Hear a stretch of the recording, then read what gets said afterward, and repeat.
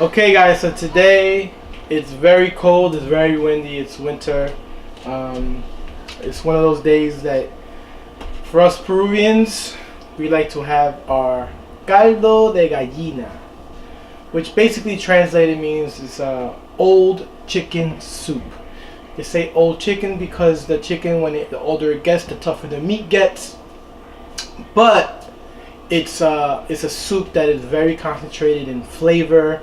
Since you have to cook the meat more than usual, it was gonna really concentrate a broth, and the broth is incredible. It's also known as a fowl in English, but in Spanish it's called gallina, and this is the preferential soup in Peru. It's basically you get pieces of the old chicken or gallina. This right here is a little special ingredient. This is called papa Maria from Peru. This is a yellow potato from Peru. It's indigenous to Peru. Other countries have yellow potato. Even here in the States, you have Yukon gold potatoes. Have a certain tint of yellow, but these right here are very, very yellow. They're very their texture is unique. It's kind of like Play-Doh. It's very falls apart. It's good for mashed potatoes or puree of potato. Good for this soup. Well, I'm gonna put in about 3 of these guys in the beginning, because what I want them to do is to dissolve. They're gonna dissolve, and they're gonna give a little more of a thick texture to the soup. It won't be as like a chowder, but you will see that it's not just a clear broth. You'll see that it's a little thicker than that. So it'll be thrown in there and boiled that whole time with the chicken. And the chicken is probably going to take a little more than an hour to get tender enough to eat, because it's really rough. But it has the usual mirepoix of onions, garlic, and celery chopped up as fine as you can. And what makes it a little different in Peru is that we throw in fresh ginger.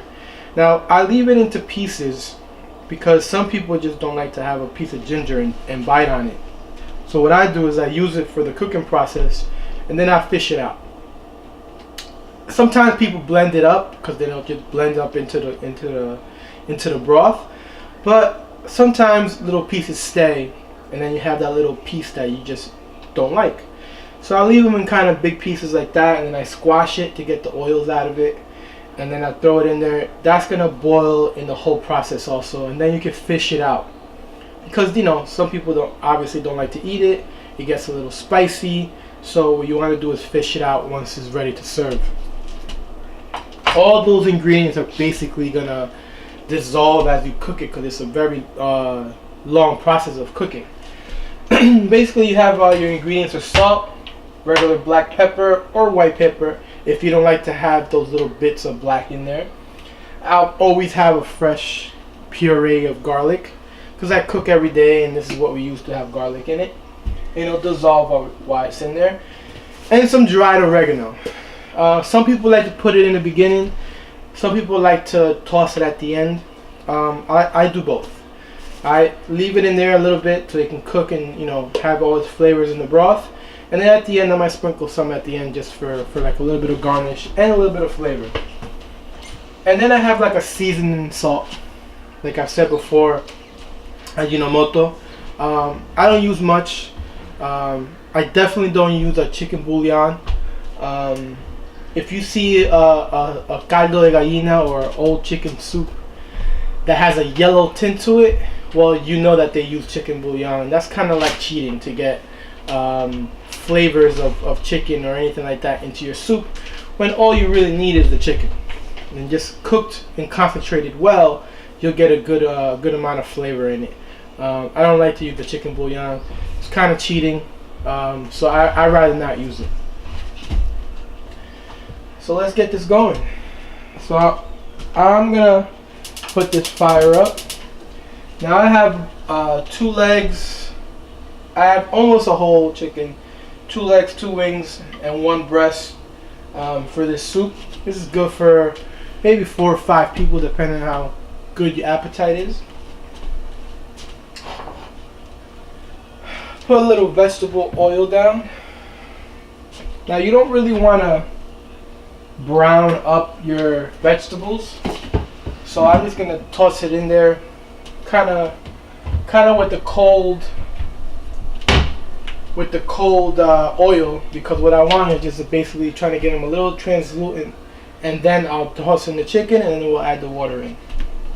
So I'm gonna add all these ingredients: is the onion, the celery, the carrot, and the ginger in the cold oil.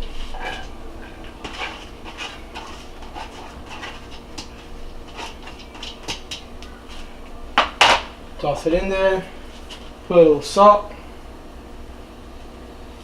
a little bit of the pepper, a little bit of the garlic. Remember, we're not really making a sofrito or aderezo the way we call it. We're just kind of halfway cooking it. So I'm putting in probably like a teaspoon of garlic.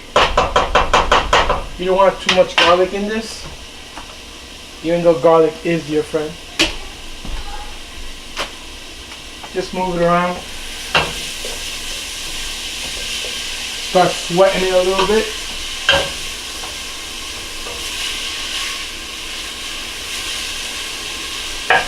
While this is sweating, I'm going to tell you a little bit about my t-shirt right here. My cousin Hugo, who is now officially Ultimate Fighter, made these t-shirts to support his cause. He was diagnosed with leukemia. I guess it was 2-3 years ago. Was recuperating from a lot of personal loss and things that went on in his life, and on top of it,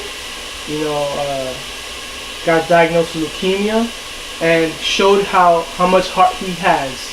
And so far he's beaten it so much that he got determined to become an ultimate fighter, and he had his first fight the other day, and he made up these shirts support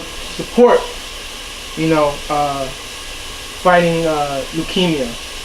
So just a shout out to him and a little support for him right here. Family is always with you, and we'll always be there. So while I'm sweating this right here,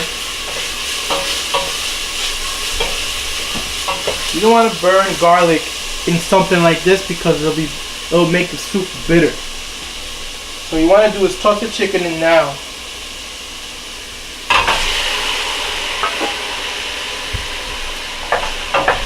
Give it a little toss. I'll add the Ajinomoto.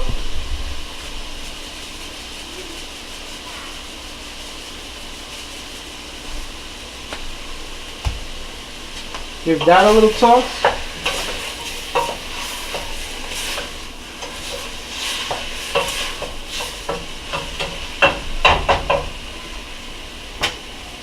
And now I can add the water.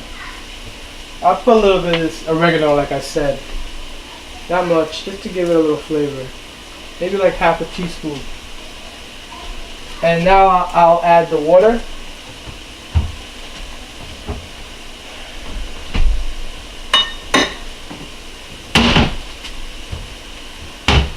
You want to kind of like it's going to boil for a long time. So for a pot like this, you want to almost fill it up to the top. But by the time you're done, you're going to have probably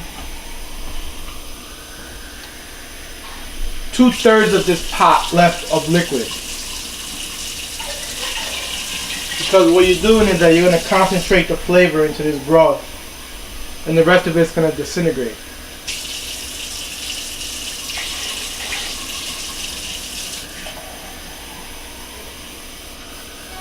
Now this is a soup that every household in Peru makes. Every single one makes, a caldo de gallina. Every restaurant that you go that's Peruvian will also make this soup. It's just a classic soup for Peruvians. You know, when you're sick, you get a caldo de gallina. If you had a really good Saturday night and you wake up on Sunday with a little bit of a headache because you were tossing it down a little bit, you get a caldo de gallina. Even in Peru, instead of having a burger or some kind of pizza at 4 o'clock in the morning after partying in the club, people go to these spots that are called 24-hour caldo de gallina. So they're open all night, and the kids that are coming from the club or from the bar or whatever you may be, they go in there and they have this really big bowl of caldo de gallina, maybe with some fried rice, and that would be their, you know, getting their strength back up from having a rough night. So very popular in Peru. Okay, so once you have that done, you're gonna have to put it on high until you see that it's simmering. Once it's boiling,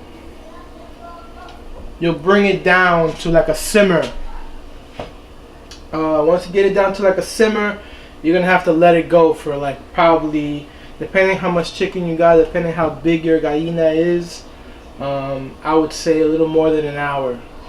Depending, could be hour and a half even. So now once you got in here, I'm gonna see if I can peel these yellow potatoes that, by the way, unfortunately we can't get fresh here in the United States yet. Hopefully one day. So we have companies now that bring Peruvian products. A lot of them are frozen. So these potatoes come frozen like this, called Papa Maria. And for this soup, it's essential. For flavor, for texture, for all of that. That's what this soup is for. This potato is for this soup. So try to peel it. Very thin peel this potato has. It's not thick. It comes off very easily. And remember, you don't want the texture of this. This is just to dissolve in there. While all the time, while the cooking time is in there, it's just going to be part of the broth after that. So, serving. Once this is done, the serving is very big. In Peru, they will give you a really big soup bowl. Couldn't tell you the ounce size, but very more normal than any bowl that you would get here in the States. Because, like I said, you're talking about big breast size of chicken, you know, whole wings, whole breasts, whole chicken legs and thighs. So you're gonna need room, because it also comes with one hard-boiled egg. Now I'm gonna toss it in there later on with shell and everything, so you can keep its shape of an egg, because when they serve it to you, you're gonna have the whole egg right there on top, with a preference of number 8 spaghetti. Anything that's a long noodle, spaghetti, linguine, even fettuccine will be fine. Even fettuccine will be fine. So preferably is spaghetti. So I'll leave this egg for later. I'll peel this last potato.